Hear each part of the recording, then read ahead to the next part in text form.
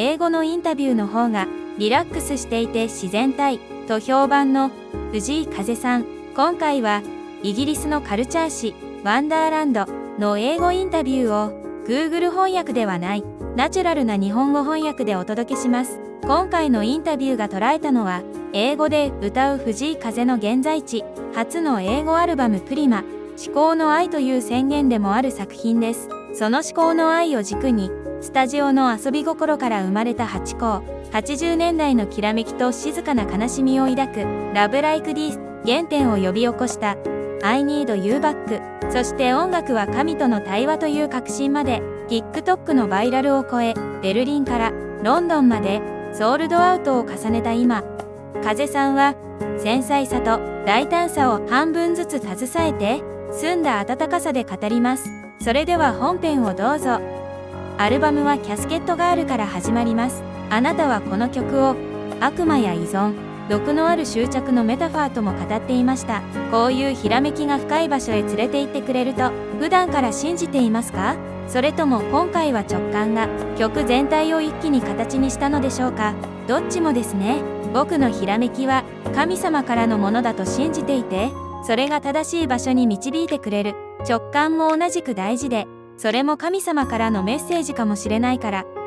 I Need You Back は燃え尽きそうな気持ちとアーティストとしての火を取り戻す力の綱引きを捉えています。やめたくなる瞬間と原点を思い出す瞬間がぶつかるとき、どうやって舵を切りますか？10代の自分がどんな人になりたかったかを思い出すようにしました。あの頃は英語のポップスをたくさん聞いて、世界で活動する自分を想像していたんです。日本でのいろんなことで圧倒されて、その感覚をほとんど忘れかけていたんですよね。8校では、とても日本的な象徴を、忠誠や献身という普遍的なテーマにつなげています。グローバルな作品の中に、日本的アイデンティティを織り込む責任を感じますか？それとももっと無意識に起きること？もっと肩の力を抜いて、自然に起きることです。最初から日本語を入れようと思っていたわけじゃなくて、プロデューサーのトバイアス・ジェス・ジュニアのアイデアなんです。結果的に、この曲がそれまでの日本語曲と、その先の英語曲をつなぐ橋になったと思います。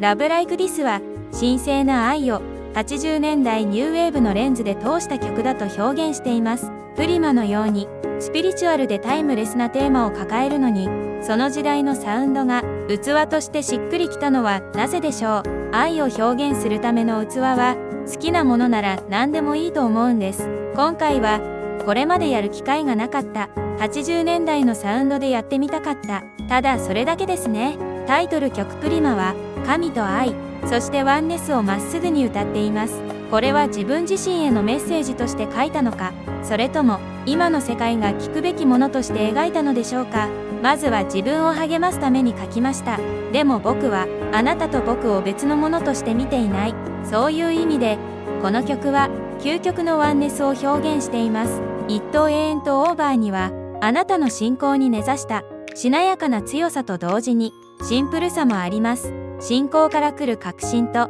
音楽を人間的で開かれたものに保つこと、そのバランスはどうとっていますか？なるべく自分を客観的に見るようにしています。人としてすごく身近でありたい。みんなの友達みたいに、そしてメロディックに、時々ジャジーに、スピリチュアルな自分もちゃんと引き上げていく。Youでは、ものすごく大きな宇宙観を優しく励ます歌にまで落とし込んでいます。音楽はあなたにとって教える手段ですか？それともメロディーで自分に言い聞かせ、そのプロセスを聞き手が立ち聞きする感覚に近い？まさに後者です。メロディーで自分に思い出させていて、リスナーはそのプロセスを耳にする。僕の曲はどれも自分へのリマインダーみたいなものなんです。OK。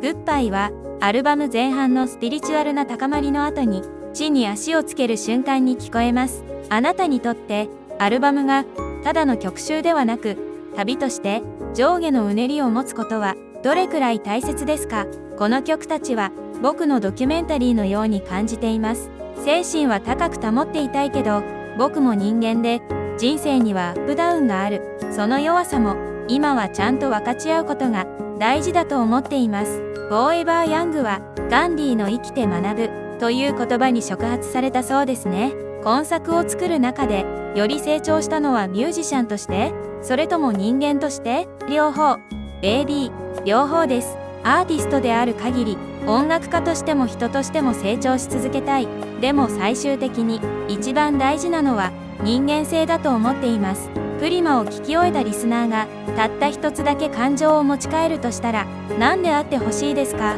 それがプリマであってほしいと思っています。それはどんなに小さなものであっても自分を超えたスピリチュアルな思考の愛、簡単に言えば優しさなのかもしれませんね。今回は藤井風さんの英語インタビューから彼のクリエイティブな情熱とスピリチュアルな一面を垣間見ることができました。サードアルバムプリマに込められた愛とワンネスのメッセージ、そしてキャスケットガール、I Need You Back、ハチ公など多彩な楽曲を通して見えた彼の成長と覚悟、リスナーとして感じ取った脆さと強さ、ユーモアと静かな祈り、それらすべてが藤井風さんが私たちに送ってくれるギフトなのですね。彼の言葉があなたの心にも小さな明かりを灯し、あなたのプリマになりますように。藤井風シリーズ次回予告。次回はオーストラリアのカルチャーファッション誌 L オフィシャルファッションブックオーストラリアが藤井風の今に迫った独占ロング Q&A 形式インタビューの完全翻訳版をお届けします。新作通知が届きますので、ぜひチャンネル登録と高評価をお願いいたします。コメントであなたがプリマで感じたことや次に取り上げてほしいアーティストを教えてください。今後も最新のトレンドやアーティストの魅力を深掘りしていきます。それではまた次回の動画でお会いしましょう。ありがとうございました。